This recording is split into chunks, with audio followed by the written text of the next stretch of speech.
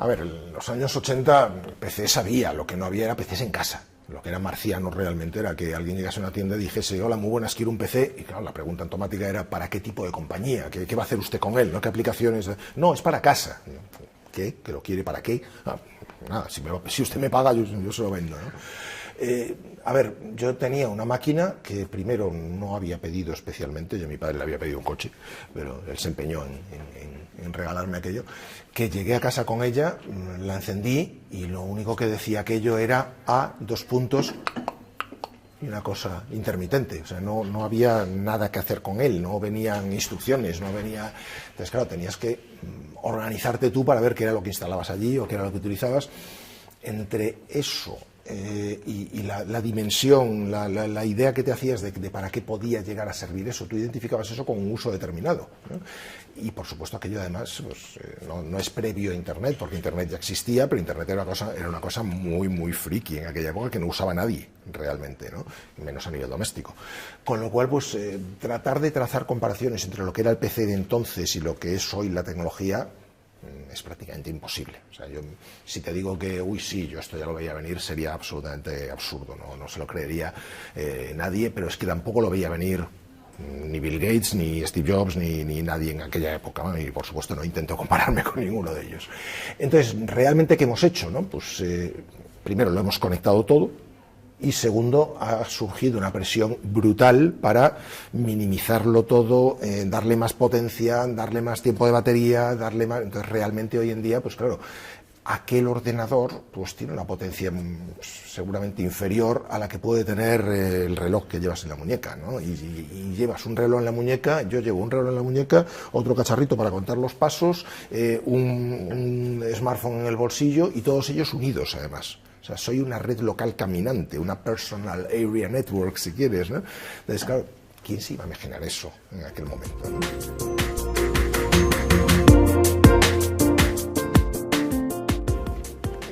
Me refería a un cambio de chip necesario en muchos sentidos. Primero, en la sociedad. Es decir, el emprendedor como tal no tiene una buena prensa, por mucho que se ha hecho un trabajo durante muchos años para intentar explicar que el emprendedor no es un señor que pues, no es el autónomo, ¿no? Un poco más o menos, pues se tiende a pensar por alguna razón que el emprendedor está ahí pues para hacerse asquerosamente rico y que además lo hace para pagar menos impuestos o para yo qué sé, ¿no? O sea, y cuando vende se habla de que ha dado un pelotazo. Pues mira, no, ha creado un valor, lo ha generado, lo ha capitalizado y lo ha conseguido vender, y si lo ha vendido será por alguna razón, ¿no? Será porque ganan sinergias, porque ganan proyección, porque su plan de dominación mundial se multiplica por X, ¿no? Entonces, eso no está arraigado. Digamos que en España nos faltan héroes emprendedores, ¿no? O sea, y de hecho el mayor emprendedor de España pues se le demoniza cada 2 por 3, ¿no? Y se habla lo criticas y dices cosas. Pues, entonces, en ese sentido yo creo que nos falta mucha cultura, pero de la misma manera nos falta cultura en otros temas, nos falta también cambio de chip en que, oye, pues una idea, el que tiene una buena idea en realidad no tiene nada. Una buena idea no es nada. Una buena idea es algo cuando ya tengas más cosas y cuando, entonces, por ejemplo, el que el emprendedor pues le dé vueltas a su idea pero no sepa cómo la va a desarrollar y no sepa si un desarrollador es alguien que tiene 2 o 3 manos o un tercer ojo o cómo es un desarrollador. La falta de contacto entre la tecnología, el desarrollador de la tecnología y el emprendedor es un problema brutal. Entonces, claro, hay mucho emprendedor que cree que su empresa que toda la tecnología que le haga falta la va a poder subcontratar a un tercero, y eso no funciona jamás. Es una fuente de problemas horrorosa, ¿no? Entonces hay una serie de cambios de chip ahí que estimo muy necesarios.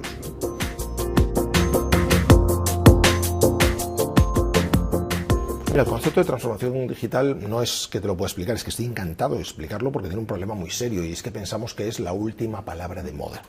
Y esta industria se mueve a golpe de modas. O sea, no sé, hay un señor muy listo en algún sitio que cada cierto tiempo pone su mano en la bola de cristal y dice: lo que viene ahora es el BPR, el ERP, el CRM, el KM, ¿no? Y eran siempre abreviaturas. Yo calculo que la bola de cristal debía tener poco ancho de banda, era pequeñita y solo cabían abreviaturas, ¿no? Ahora por lo menos ya viene transformación digital, que es más largo, ¿no? Parece el 16 novenos, parece ser la... ¿Qué es esto, no? Pues claro, si lo identificas como una moda, tenemos un problema muy serio, y es que hasta ahora identificabas pensabas que tú llamabas a unos consultores, venían con un paquete, te lo instalaban y te lo dejaban allí pues configurado tal, y aquello ya lo habías adoptado. Con más o menos complicación. Había implementaciones de temas tecnológicos que eran horrorosamente largas y que nadie lo pasaba bien con ellas. No conozco a nadie que haya sobrevivido bien una implementación de ERP, por ejemplo. Ahora, transformación digital es otra historia completamente distinta, es muy cultural, no es tanto tecnología, y son tres cosas fundamentalmente. Primero, transforma cómo te relacionas con el entorno externo, porque el entorno externo ha cambiado una barbaridad. Las generaciones ahora tienen una proyección mental completamente distinta, una relación con la tecnología totalmente distinta. Si les llamas por teléfono les estás molestando, porque están haciendo algo en su móvil y de repente aquello suena y es como, me estás molestando, ¿no? Los canales de comunicación, el que uses un chatbot, por ejemplo, a gente de mi generación le resulta molesto e incómodo, y sin embargo a un joven, a una persona joven que ha vivido desde el principio relacionándose con páginas web y con internet, le resulta encantador y lo prefiere con mucho a una persona, y no porque sea un antisocial y un borde, es que le es más cómodo, ¿no? Segunda etapa, transforma los flujos internos dentro de la compañía. Mata el papel, quema el papel, elimina el papel, porque el papel es información fosilizada, pero además del papel pues tendrás que buscar herramientas de colaboración que definan cómo trabajan hoy en día las personas. Cada vez más es bastante absurdo, salvo en servicios y tal, pues marcar unos horarios definidos o la gente ya no compras tiempo de culo sentado en una silla, compras otras cosas, ¿no? Entonces se puede independizar mucho el desde dónde trabajas, siempre que estés conectado pues seguramente puedes trabajar, toda esa serie de ventajas. Y el tercero, y el más, si quieres, ambicioso, el tercer paso, el tercer punto, es cómo afecta a tu modelo de negocio todo esto, ¿no? Es decir, cómo replanteas tu modelo de negocio, y ahí entra de todo, entra desde cómo orientar tu negocio a los datos. Si no orientas tu negocio a los datos no vas a poder tener capacidad de análisis y puedes acabar hablando de cosas que parecían hace muy poco tiempo ciencia ficción, pero que ya no lo son. Ya está, anteayer Google anunció, Waymo, una filial de Google, anunció que sus coches ya conducían solos, pero solos, o sea, que ya no va un conductor por si acaso, ¿no?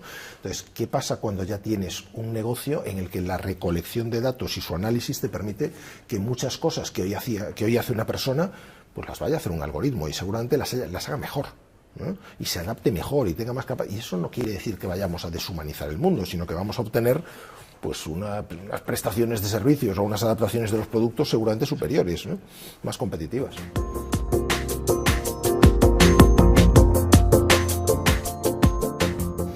A nivel nacional el problema es que tendemos a pensar pequeñito.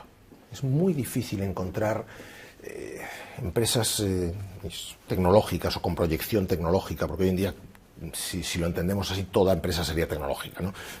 Cuando en realidad pues no es verdad. O sea, estamos poniendo la tecnología como paraguas, ¿no? Y las llamamos tecnológicas porque lo que nos llama la atención es la tecnología, pero se dedican a muchas cosas, ¿no? Es muy raro encontrar una empresa dentro de ese ámbito española con una vocación de verdad ambiciosa, internacional, grande, una proyección amplia. O sea, yo creo que el único unicornio, que todavía no lo es, pero con vocación de ese tipo, es Cabify. Y que quieras que no deja de ser una copia de un modelo de negocio, copia adaptación relativa del modelo de Uber, ¿no? Pero bueno, oye, tiene su mérito, lo han hecho muy bien, se han expandido mucho y tienen una valoración que, cuidado, que yo no lo gano todos los años, más bien ninguno. Entonces, ¿qué ocurre? Pues que hay, a nivel español, me cuesta encontrar modelos que de verdad sean ambiciosos. Entonces parece que toda empresa española tiene como meta que llegue alguien y la compre, que tampoco es malo necesariamente, pero deberíamos tener un poco de liderazgo a otro nivel, porque fuera de ese ámbito hay grandes compañías españolas que han conseguido desarrollarse internacionalmente, ¿no? A nivel internacional yo creo que estamos en un momento de reflexión más profunda. O sea, yo creo que lo que tendríamos que pensar es cuáles están siendo los efectos de la tecnología. O sea, ya tenemos un caso en el que pues, nos han metido a un payaso en la Casa Blanca gracias a unas injerencias externas brutales de un país que decidió pues, que podía utilizar las redes sociales para montarse una campaña electoral paralela. Eso es gravísimo. O sea, estamos redefiniendo la democracia con el peor de los populismos inyectado a través de unas redes sociales, pensando que mucha gente va a definir su voto en función de análisis muy ramplones, muy poco tal, ¿no? Y que eso le ocurre a un país que, quieras que no, pues hombre, después de todo no ha hecho más que tomar de su propia medicina, porque es seguramente la historia del país que más ha influido en los gobiernos de otro, que más injerencias ha generado en otros países, ¿no? Tenemos el caso de China. China está construyendo la auténtica 1964 de Orwell a una escala brutal. O sea, que el país más eficiente incorporando tecnología sea un país no democrático, debería llevarnos a pensar muchas cosas, porque ellos mismos, para defender su modelo, dicen: mi modelo es diferente, déjame que yo lleve a cabo mi modelo, si lo apalanco en tecnología, voy como un tiro. Y es verdad, van como un tiro, son el próximo líder mundial. ¿Qué pasa cuando el próximo líder mundial preconiza unos valores con los que muchos no estamos cómodos, ¿no? Realmente? Entonces yo creo que esa es la reflexión, es la segunda parte de la tecnología, es: oye, la tecnología mola mucho, pero ¿qué estamos haciendo?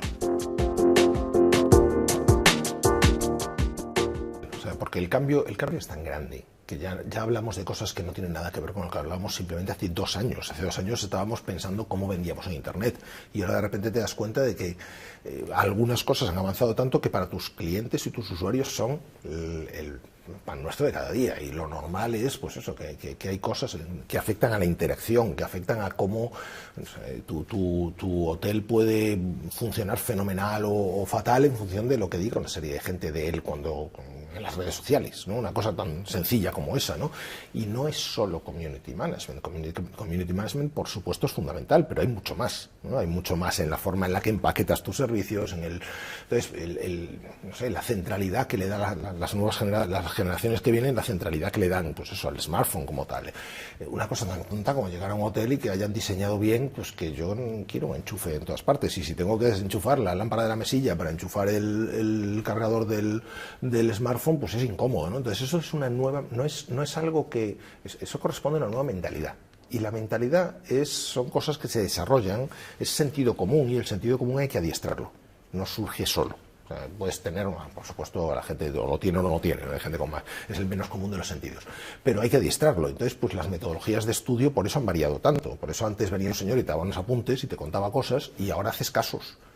¿Por qué haces casos? Porque te estás sometiendo a un montón de momentos en los que tienes que pensar como si estuvieras dentro del caso. ¿Qué estás haciendo? Un bootcamp, ¿no? para tu sentido común, ¿no? Y cuando después en tu vida como directivo te encuentras esas situaciones, dices: ah, pues esto se parece al caso tal, ¿no? Y ya lo tienes, ¿no? Entonces, por eso creo que es fundamental.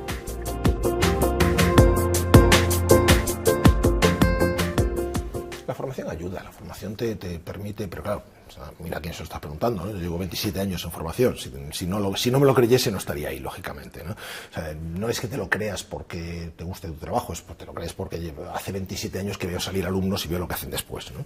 Pero realmente la idea es saber por qué hay que reinventar los negocios. Pues porque cuando el entorno cambia tanto, el negocio no se puede quedar quieto.